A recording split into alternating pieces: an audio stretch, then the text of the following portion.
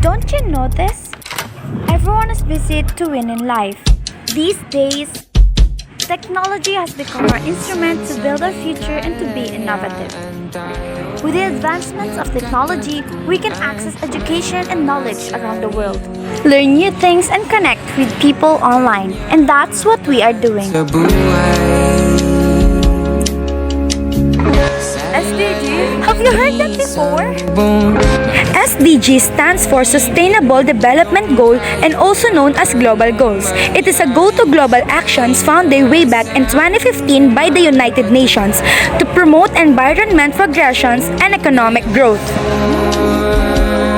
Every one of us is interwoven and interdependent by the nature, so we are all protected and promoted by the SDG. In technology, social media evolved, and we can use that platform to spread awareness about our environment.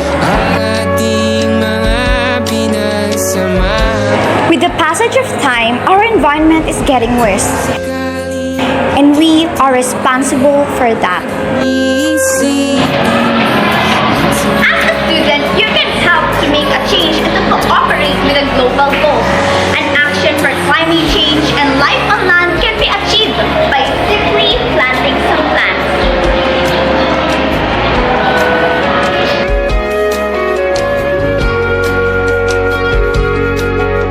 With the proper waste management, we can contribute to having clear water and protect life underwater.